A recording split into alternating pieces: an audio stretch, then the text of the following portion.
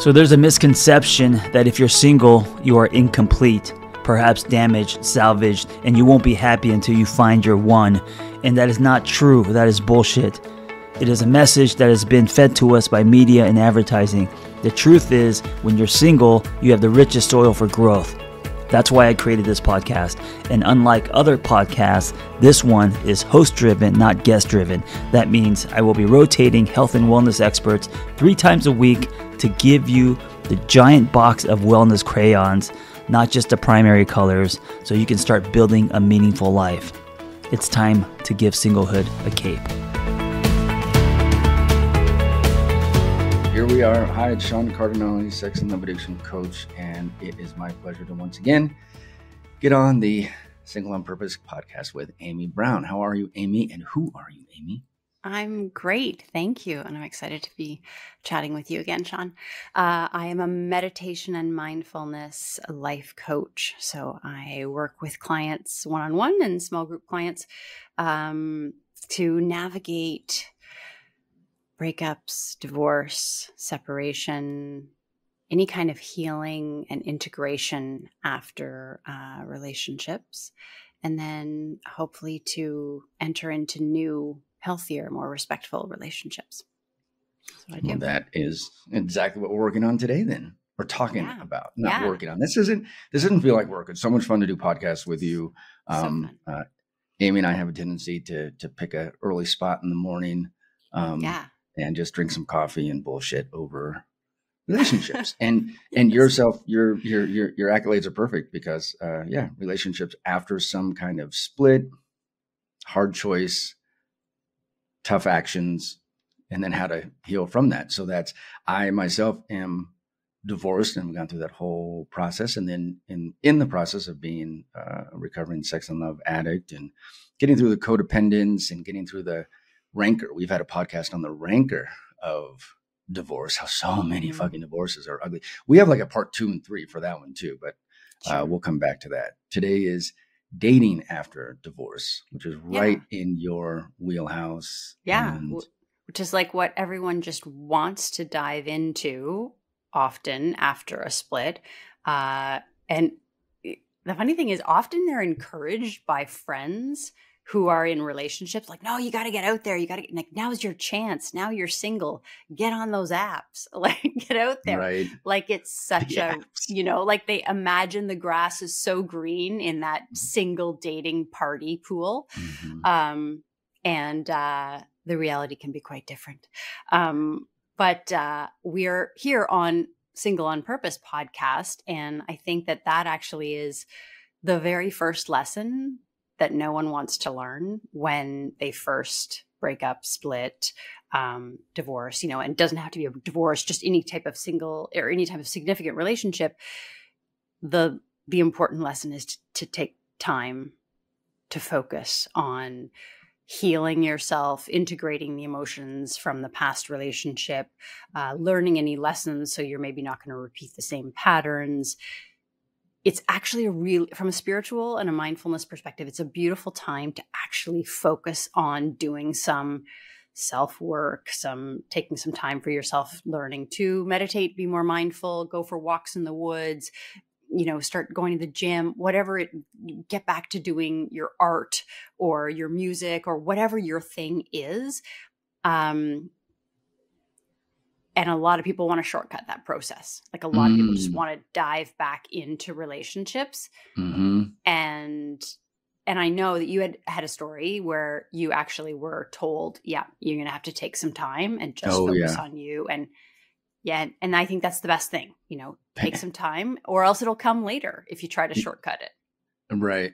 No, it was difficult. You're right. It was when I did finally divorce and we worked as best we could before we did. It was 12 years ago, probably now. That seems like just ages ago. But yes, my sponsor in the 12-step recovery groups I was in and my therapist both. It's almost like they tag teamed. It's almost like they called each other one night and they're like, we are so going to like slow Sean's roll. And they did. And it was really difficult for me to swallow and to accept. But 12-step is all about acceptance. And they made me take a year off, and I took their advice, and it was some of the best fucking advice I'd ever taken. In fact, I ended up probably going about a year and a half, not quite 2 years, but it was definitely a year, maybe even more than a year and a half. And just exactly what you're saying. I got to know myself, because if it was 12 years ago, I was right around 40, very late 30s, turning 40. And like you're saying, so many people just jump right back out there. Yeah. And we can do that. It's fine. We can do that our whole lives. I mean, I have so many clients, of course, you might too, who are these serial daters, or like these serial monogamous persons, which is fine. They're just like one person at a time, but they never stop to just breathe on their own, and just be with them. And I think we're acculturated to not do that anyway. Yeah. Right. Which is really weird, because in America, I know Europe and Canada, that our nicer friends in the North are not so. Never mind. Let's not go political. Anyway, our nicer friends in the North, but we're so, the individualism is so sort of inculcated down here in America. But on the other hand, with relationships, there's just this tendency, maybe it's not acculturated, maybe it's fucking genetic, who knows, to just jump in and be with someone and let me, it's that Jerry Maguire thing. You complete me. We're all looking for the other half. It's like, no. And I know, you've probably said this to 1,000 clients. No, I am working to be whole. I hope they're working to be whole. And then we can come together as 100% each, rather than I'm 50, you're 50, and let's come together. Fuck that. So I kill that analogy every time I hear it now, the Jerry Maguire one. Yeah, absolutely. Yes. Our goal is to be, Dr. Bruce Lipton quoted, our goal is to be noble gases. So noble gases, which can spin on their own. They don't need another gas, and they don't need another element to complete them. So you want to be noble gases, able to spin on your own, but then choosing to be together, because when they come together, they create something that is much greater than the sum of the two gases. So it's good. They create something really incrediable. That's amazing. You like straight went chemistry there. And I bombed chemistry. Drop so that maybe that's why I'm drop the mic, drop the chemistry note in. That's probably why I'm a sex addict in recovery and now a coach on it, because that was not my bag. But no, that was an awesome reference. And it's interesting what you were talking about. Take your time. The very first note, I told you I had like 5 or 6 notes before we got on. And my very first line is take some time first. Yeah. Be single on purpose. Nudge, nudge, wink, wink. That's the podcast we're on. Yes. But it's important. It totally is. And everyone wants to shortcut it because it doesn't feel nice necessarily to have this, you perceive you have a void, you're missing out on life, like the FOMO thing. And you're just, for a lot of people, it's very uncomfortable to be with themselves. And some people never take that option. Some people never want to ask themselves the hard questions or introspect at all. However, I would suggest that it actually is a really beautiful time to get to know yourself. And then once you've had that time, and I also took probably about 14 months, similar to you. And I can't emphasize this enough, but if you shortcut it, it will come back later. Like you will have to do it. It's only optional as to when. So I'm going to not every case is different. Sure. Some people hop into a new marriage and they're off for good. Great. That's fantastic. But that's the exception, not the rule. And I think even those people would probably in hindsight look back and say, oh, it kind of would have been nice to spend a little time with me, just to get to know myself. And there's a lot of processing that's happening, right? Like right down to a cellular level, your whole body is shifting after a significant relationship breakup or a divorce. And that can't be underestimated. Like that's a massive change that's going on. So I really do think that trying to just quickly fill the void or quickly numb the pain, quickly move on to something else, that's there are going to be repercussions. Yeah, it's going to come back later. Yeah, psychological. Yeah. Agreed. Yeah, agreed. And you can imagine the folks that I often deal with, because if we're codependents or sex addicts or love addicts, which people still are kind of like, what the fuck is that? And I just try to explain very quickly that To me, it's very similar to codependence. It's just codependence. We often talk, if it's Melanie Beattie in her books, Codependent No More and all that. She's talking about her mother. She's talking about her family relationship. She's talking about those ties that really sort of fucked within her other relationships in her life. And I just say love addiction is like the same thing, except we're talking specifically about a romantic, tie or relationship or pull, where it's this very similar dynamic to codependence, that hyper enmeshment, right? And just that need as opposed to a want to be with someone. So that, oh my God, I have to, that compulsion. So it was interesting when you said that some people wonder if, oh my God, I should have taken the time.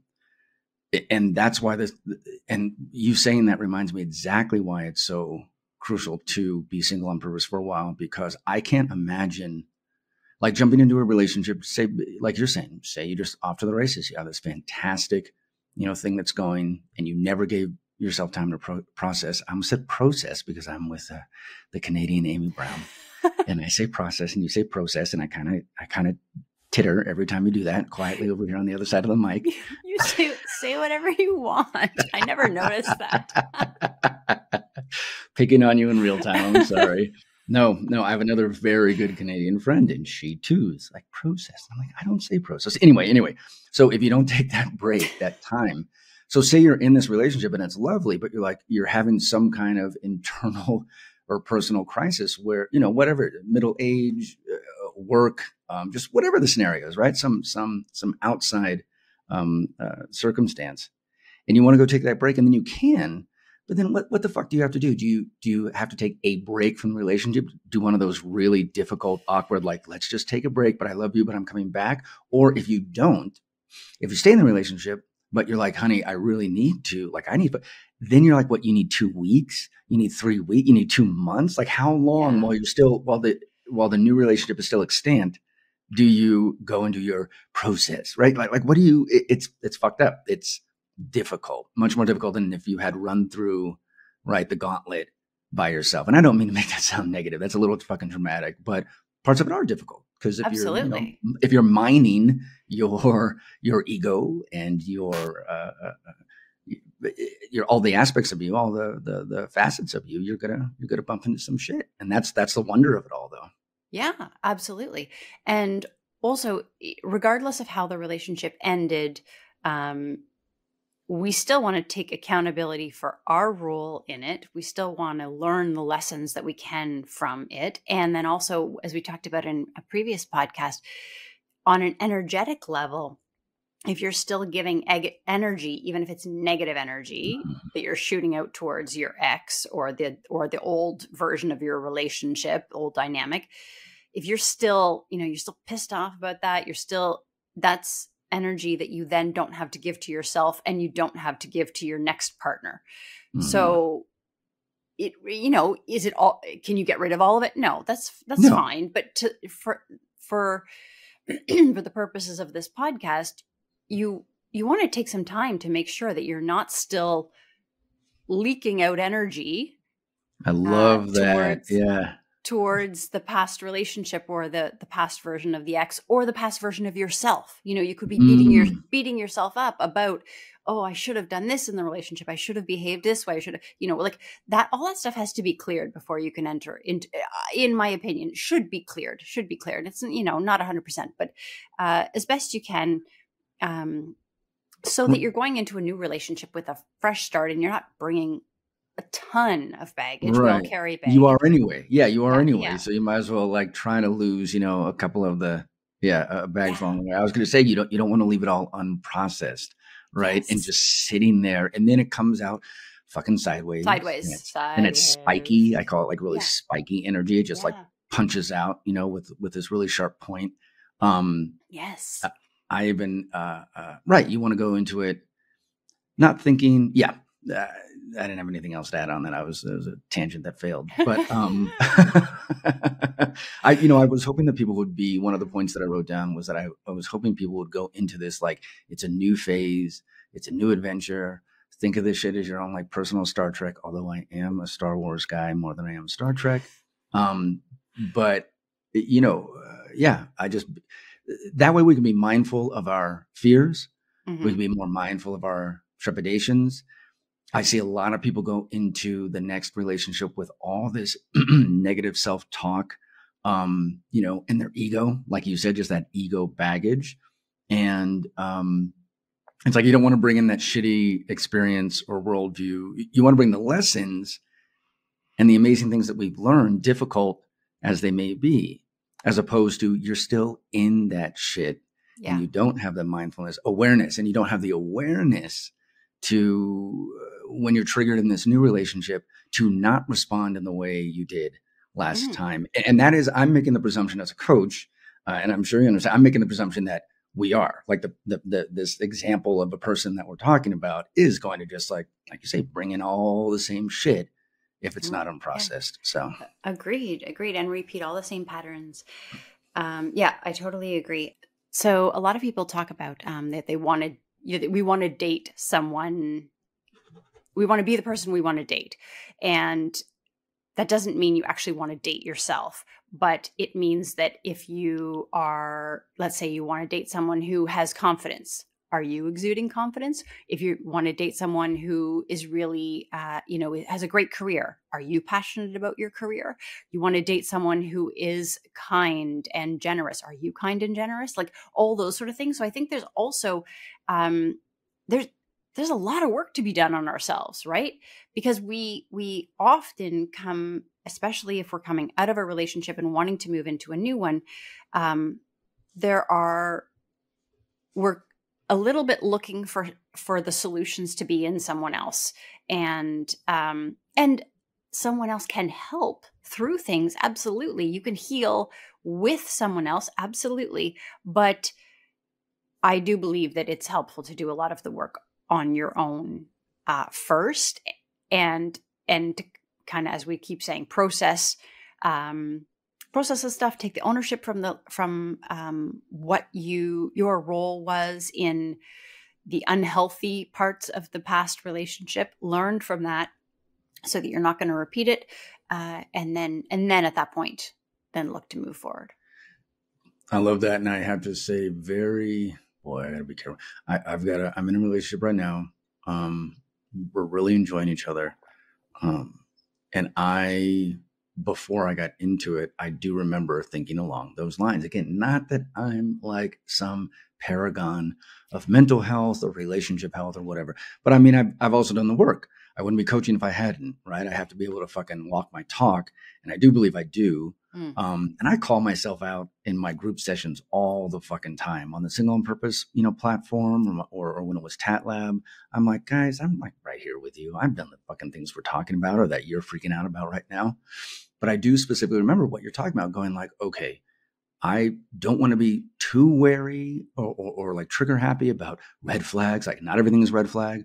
And I want, I know that I don't want like X, Y, or Z. I've done the borderline thing before. I know how to see those flags right away. But at the same time, also checking myself. Like, what am I bringing to it? What can I do to keep working on what I am bringing and offloading or processing or acknowledging, these sort of peccadillos in me, or like we say in 12-step, the old phrase used to be character flaws, but it's kind of character diva is kind of coarse. Yeah. We say something a little softer now, but you know what I mean? I just, I almost feel sometimes bad. I'm like, oh my God, am I now like living up to like setting up too high a standard? But again, that sounds, I don't know. I'm fucking this up because I was going to make a joke when you were saying that about, it's not about being narcissistic and like, I want to date me. It's not that, but you want to date healthy. You want to date someone who like knows their shit and can call themselves out on their shit, just like you can. How about that? Did I save my fucking tangent there? Yes. And that is exactly like you read my mind, because that is exactly what I wanted to bring up as a next point, which is once you've entered this world of working on yourself, whether it be spirituality, mindfulness, trauma healing, recovery, once you're in this world of doing some work and taking accountability on things, I get the question from a lot of clients who are like, well, now that I've done all this work, I don't necessarily want to date someone unless they've also done some work, because it otherwise they for lack of a better term, they don't speak my language. They don't understand what I'm going through, what I've been through, and that can be tricky. It kind of reduces the pool size a little bit more. With recovery, do people want to date someone else who's been in recovery, who's gone through the same experience? What's the sense there?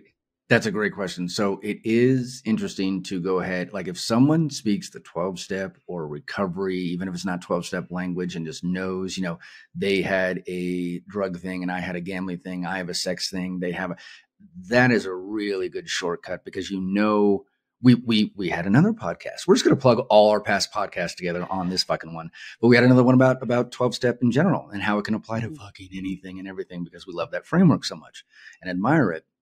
And it's the same thing there. So it's exactly what you said. They're speaking your language. Like, it's not going to be foreign for me to go like, oh, I got to go third step that, or, oh, I got to go surrender that, or make an amends. Like, we are definitely speaking the same language. So that helps. And then I think too, though, if it's just someone who is well-adjusted and open, I guess I would say, Amy, I would rather be in that smaller pool.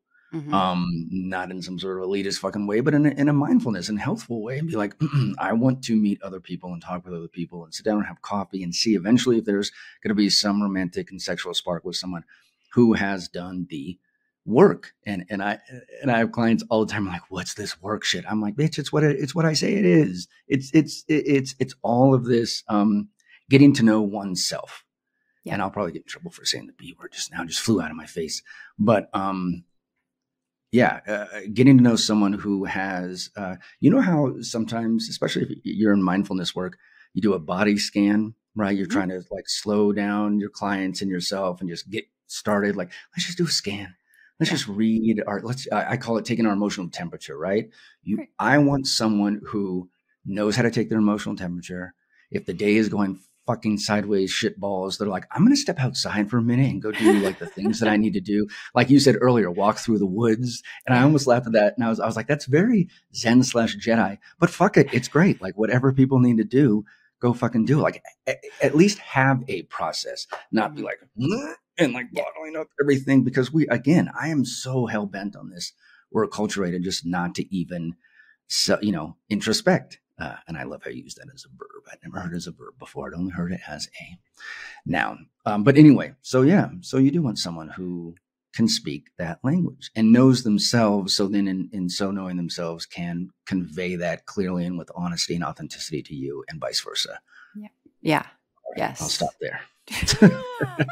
But you inspired that tangent. I agree 1000%. I heard a podcast, I think it was, that Lewis Howes was talking about, and he was talking about dating and was saying that, and this is just a very something that I'm sure everyone would notice on the profiles for dating. It's like, I love travel and walks in the woods and sharing a bottle of wine and whatever.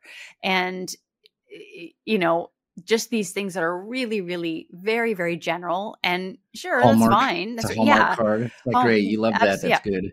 Fine. And common interests are good. Absolutely. And at the beginning, you can bond over the common interest, but really, wouldn't it be better to have, I want someone who has a strong EQ, who understands who they are, who has processed some of their trauma, who has had some hard times and turned to, whether it's 12-step spirituality, mindfulness, has turned to something that has helped them move from a dark place. Yes, exactly. And that's not for everyone, but I feel like just some of the more deep foundational things are so much more important than like travel and a bottle of wine. Because go ahead. I was just going to say, because that actually, even that, like, I love travel and a bottle of wine, just because those are probably like the most ubiquitous things on dating apps.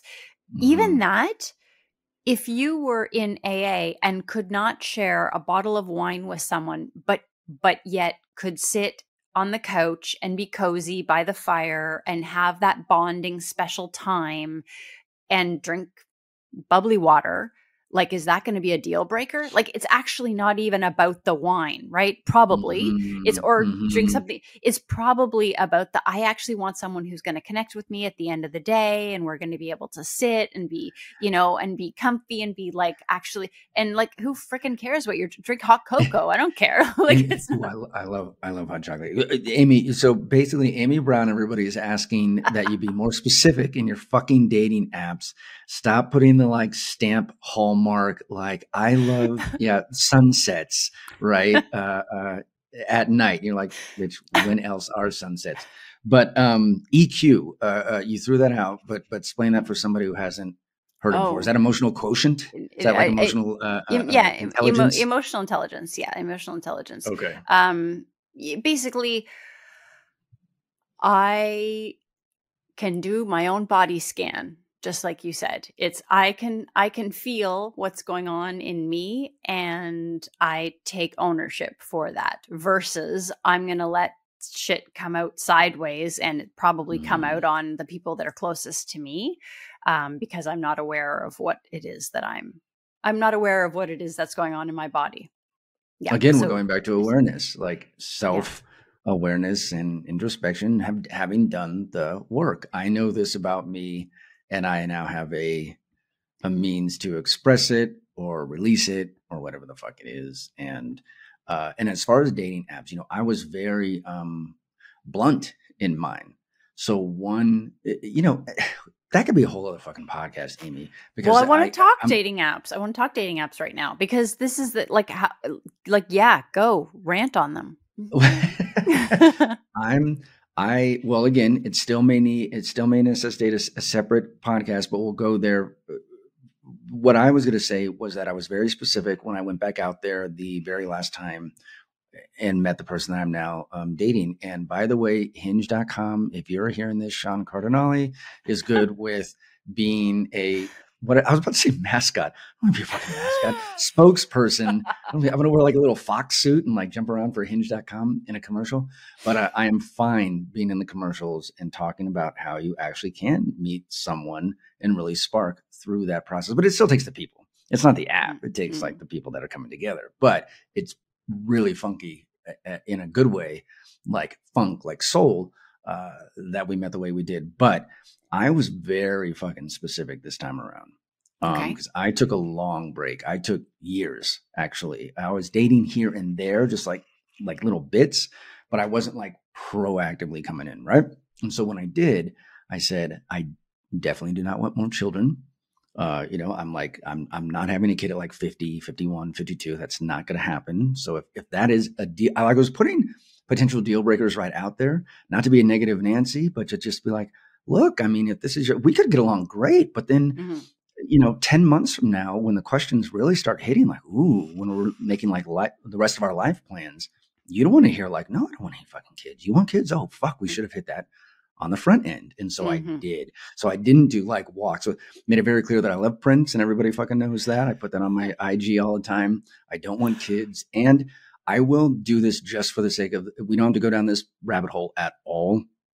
But I will say this for the sake, since we're talking about what I put on my dating app, I did put up my political affiliations, because for me, that's important. It's not for everybody. It is not at all for everybody. People don't care if you're right, left, center, whatever. I do. It's really a part of my identity beyond being a coach. So it was important for me to go, I'm in it, folks. I'm like at a nonprofit. I'm in the hood. I'm working with people, politicians, all the shit. So I just made that clear so that people weren't like blindsided, like, oh my God, you're like this. You're nothing like the fucking app. And I'm like, nope, I am. I put it out there. So you had an idea of what you were getting beyond, again, sunsets and wine. This is like it was like the sitcom laughter after someone hit a button. Amy needs a moment. Yes. I just love the circle back to the sunsets and wine again. We're going to see like a trend and no one's putting sunsets and wine on their apps anymore. We may have done the world a service. We may have done the dating app world a service. You know what? If I completely agree with you about being specific, and any clients who are going into the world of dating, I suggest if you want to. One of the ways that I think you can upfront filter through people who are not going to be compatible with you, if you want somebody who has done the work or is into spirituality or mindfulness or trauma healing or whatever it is, I think you can put that straight up, and it doesn't have to be like I've been in therapy for 20 years and I want, whatever, but it can be, but it can be, I want, like, this is my favorite book by Joe Dispenza. And that's a fairly good jump off point. They're going to be like, okay, I kind of understand his mindset there. And I don't know who that is. You'll have to say that later, but okay. Okay. Dr. Joe Dispenza is, he's a neuroscientist, but he's very, prevalent in the world of mindfulness. And anyways, he's someone that a lot of people know. Pick any book, pick whatever. Even just, but people would know. Just today when that's right. The Path of the Spiritual Warrior, Way of the Spiritual Warrior. Sorry, Dan Millman. That's like one of the foundational. I'm using it to hold up my mic. That's one of the foundational books of mindfulness and spirituality, and made so much of an impression on me that I have a tattoo on my arm. It's if I put one of my favorite books is Way of the Peaceful Warrior, and someone else knows what that is, and that's. It just sort of says, okay, like this is where this is the vibration I'm thinking on. If you put Eckhart Tolle, everyone who knows that motherfucker is gonna be like, oh. Now on the flip side, I do want to add just a little sort of half note about that is so music is a big deal. I mean, obviously I just mentioned Prince. And if you like horror versus, comedy or, movies versus novels, some of those things could cut out people, but I will say be a little more open than that. So be specific, but then still be open with what people are putting out there, because, I checked yes for people who are listening to like, Slayer and puke rock and like Gwar. And I'm like, that's not my bag, but I don't know. I like some of the other things, so don't take one little article in the app as like, all encompassing, right? We are all facets and have different parts. And maybe someone who does listen to Gwar also loves walks in the park, and, picnics, under an oak tree in a field of lilacs. Agreed. And I do invite people who are finding dating apps tricky to use and not finding a lot of success on them to maybe open their mind a little bit in terms of what they feel they're looking for, because although you've just like pumped up Hinge, I'm gonna you like Bumble? Are we gonna go the Bumble route now? No, I'm gonna say that I'm just gonna say my opinion on all of them, which is that they're very superficial, and it's based on their business. Their bottom line is to get you to stay on the app. So if you find love and you both simultaneously delete the app, then they lose customers and they lose eyeballs. So are they working with you or working against you? I don't know. Is there another option at this point? Like, this is how people meet in this day and age. So is there another option? I don't know. I would love to hear comments and suggestions from anyone who has other options. But yeah, it's very superficial. A lot of people, you just kind of scroll through the visual, and visual attraction or into personal attraction. Absolutely. Yeah, that's important. However, the stuff underneath it is actually going to be the determinant of a long-term, successful, healthy relationship. Amy, does it help if I am glossing up my six-pack and taking very good photos, or if she or they or them or whomever, showing their thong? Like, what do we like? Photos are just You know, it's you're right. It's a trap, right? It's a trap, right? I mean, the shit that people put on is just, I'm like, wow, that's, I'm kind of like, do I need to pull the image farther or put it closer to my eyes? What am I seeing right there? No, I'm telling you, that could be a whole other, that could be a whole other, this is why it could be a whole other podcast, because even what we convey, right? I mean, again, this is where I get into the culture stuff. This is where I get into the nature versus nurture shit and who told us to put up what. And it's, you know, I never fuck with I'm also 50 almost. So it's not like I'm getting up there showing my bodybuilding pictures because I'm not a bodybuilder anyway. But anyway, I don't want to get too tangential. What I did want to do, I'm sorry if that was disruptive, but I did want to say, once you get past the app, and I'm going to try to save this tangent here. Once you get past the app, I want to encourage people to we've already said this, be mindful of their fears, or their trepidations, their naysaying, their negative self-talk. And again, if you've done the work that Amy's been talking about, the introspection, the mindfulness, if you, have your little toolkit or, suitcase, what do I call it? Quiver. The arrows in a quiver. Those are the things. I'm like, I'm going to pull another fucking arrow out. I need some help. I need to throw out another arrow. Then that will help against like the negative self-talk. Cause say you are, well, like me, 47, 48, 49, middle age, and getting back out there, right? The ego will go to great lengths to impart its shitty little worldview about relationships and divorce, because that's who we're talking about, the folks who are going back out there after divorce, how old I am, how I got here, like, oh my God, I'm post-divorce. It'll tell me everything's wrong. Yeah. And so I have to have, like I said, a toolkit, a therapist, spiritual path, choices, have to have some self-awareness, self-compassion, and then self-confidence to get through the phase of putting myself out there in post-divorce, this like personal epoch, and try to manage it, because it's not to be taken lightly. We've had these podcasts before. Divorce is not to be taken lightly. It can be a very difficult and sometimes very terrible experience. And so I just want to encourage people to give themselves a break, right? Get some willingness to learn about themselves. Like we were saying, take that year or fucking 3 and become mindful of, not only of your assets and deficits or peccadillos or whatever, but, also know that when you get out there, all confident, putting up on all the Hinge or Bumbles or whatever, that the post-divorce ego is going to fuck with you and just naysay the shit out of the situation because of the divorce. Oh my God, it failed epically once. Is it going to keep being like that? Mm-hmm. And that's what I think people, what do you think about that? I think that's what people really, it's not to have a boogeyman. It's not to work from a place of fear, but your field, mindfulness and awareness, and just, again, EQ, read your own emotional terrain. Yeah. Yes. Agreed. Completely.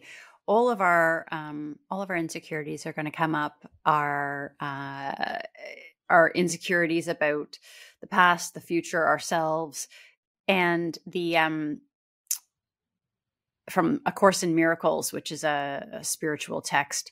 There's a quote: the ego's mission is to seek but never find. When it comes to intimate relationships or special relationships.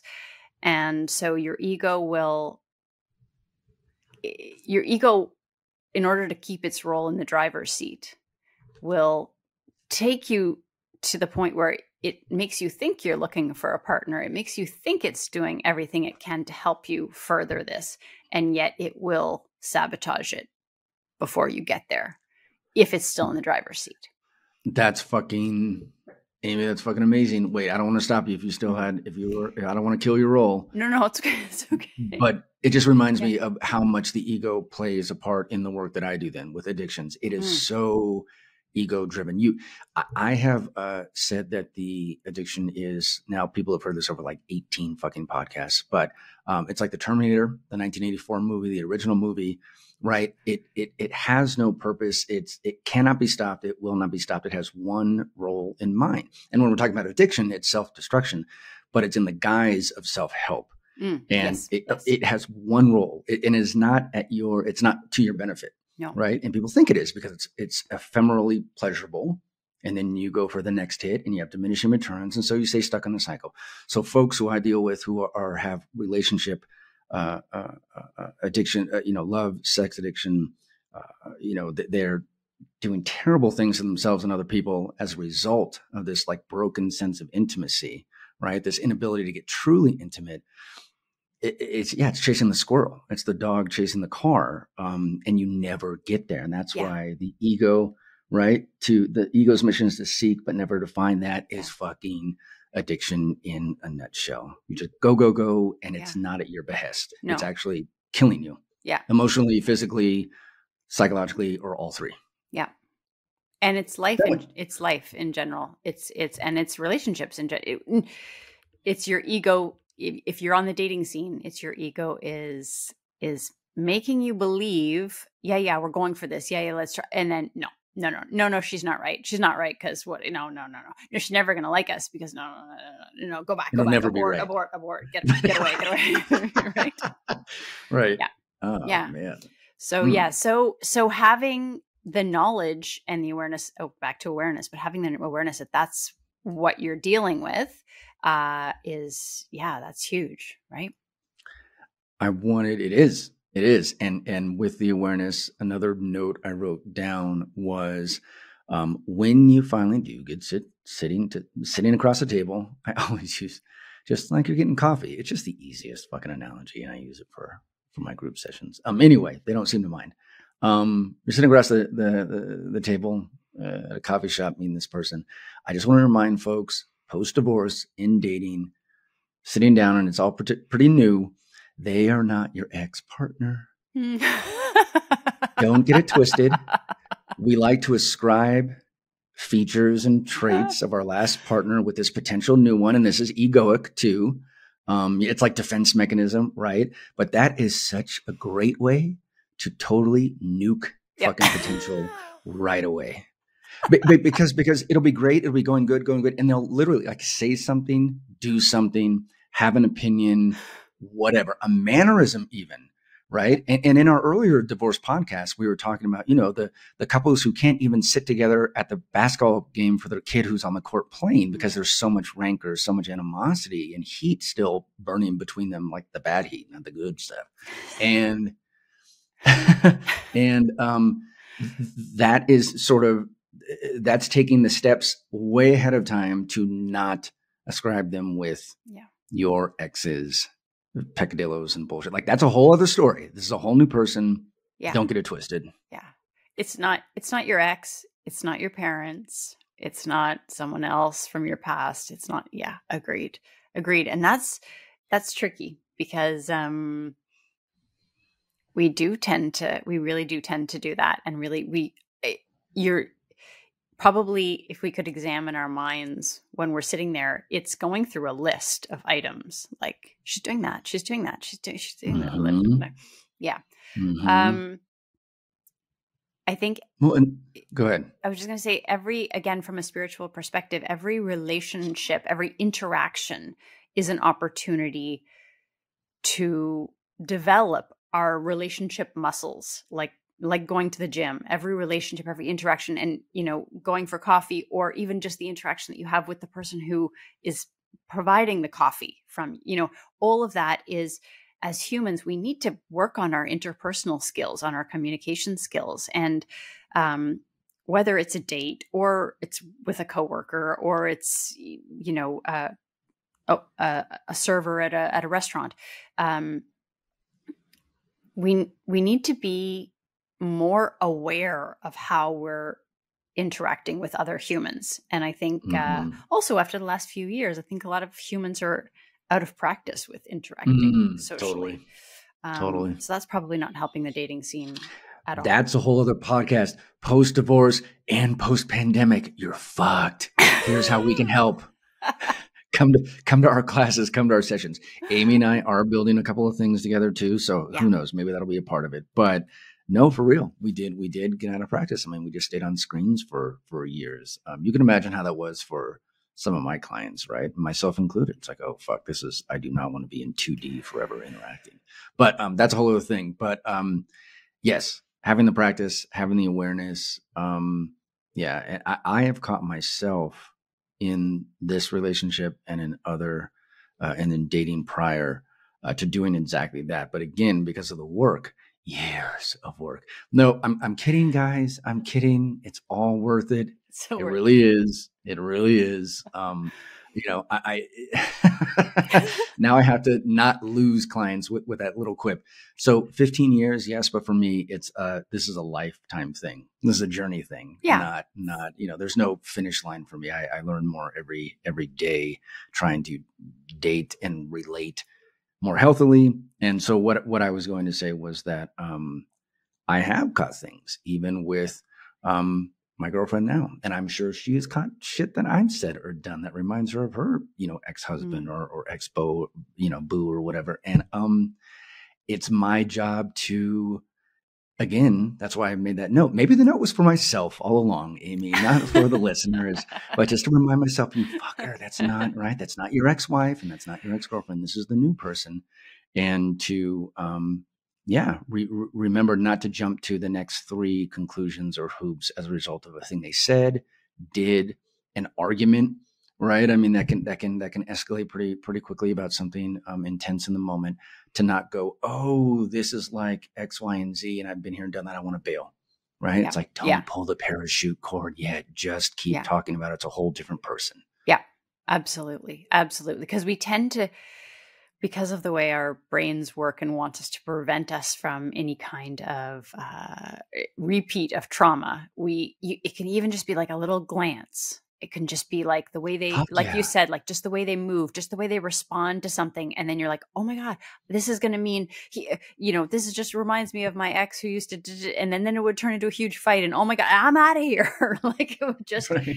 and really. You're arguing with your ex.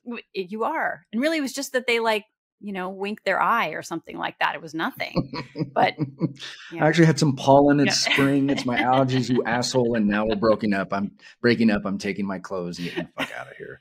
No. That's exactly what my brain does. And it's only all of our brains. Yeah. That's how it works. That's how they work. It's only through the work. Because it goes right to, for me, because I have, I had a relationship that was, fairly lengthy and, well, whatever about lengthy, but we have children. We went through a lot in a actually relatively short amount of time, and we still have this ongoing relationship because of our parenting, and now we're friends. And we talked about that in another podcast. There are plenty of Amy and Sean podcasts. Check them out on Single on Purpose and elsewhere. But yeah, my brain instantly is like, oh my God, my ex did that, and I fucking hated it. Right? I had to just dial myself back. So. Yeah. And that's the work that helps me dial back. Yeah. So. And you mentioned earlier too, that we are working on a course. So I would invite anyone who is listening to send us questions, because Sean and I love doing podcasts. So like if you hear this and it prompts some questions, whatever, shoot us a message, on Instagram or through the Circle, John Kim's Angry Therapist Single on Purpose Circle community. I think all of our contact information will be below this podcast. Mm-hmm. But Sean, quickly on Instagram, what's your handle there? I'm just at Sean Cardinalli. Okay. Yeah, it's just my name. I'm Amy Brown online. But shoot us questions if you have questions for future podcasts. And Sean and I are creating a course, healing course. So if you are at all interested in that, we'll give more details as they come, but feel free to shoot us a message if that's something that you might be interested in. And that's almost, I think, are we ending on the plug? It was kind of a good plug. I feel like that. I feel like we could. It's a natural progression. Thank you so much, as always, Amy Brown. It's always a pleasure. And I love your insight. And I think we have a good laugh. And hopefully folks can laugh with us while they're listening to this. It doesn't have to be so serious, even though divorce and post-divorce is a lot, but we need the humor to help. Absolutely. Yeah. Yeah. And there's so many people going through it too. So it's nice to feel like we're not alone. That's right. Thank you very much. Thanks, Sean. I'll see you again. Bye. I hope that episode was helpful. Hey, listen, if you want to share your singlehood journey, if you've gone somewhere and come back, if you have revelations and wisdom, please share your story. It's going to help other people. Nothing makes us feel more connected than hearing other people's stories. So just send me the audio of your story, and you could just record it directly from your phone and email it to theangrytherapist@gmail.com. Also, if you want our Single on Purpose newsletter, go to singleonpurpose.life. That's singleonpurpose.life. You will get tools and articles and other people's stories, and also Zoom links to private gathers. So if you want to join our community, go to singleonpurpose.life. Thank you for listening. Be well. We hope you tell a friend. Hey, before you go, I want to invite you to the Single on Purpose private community online. It's off of social media. No ads, no algorithms. We got forums, we got live groups, we got webinars, and we have social hangs. We also have offline in-person hangs happening soon. So check us out. Go to singleonpurpose.life. That's singleonpurpose.life, and I will see you inside.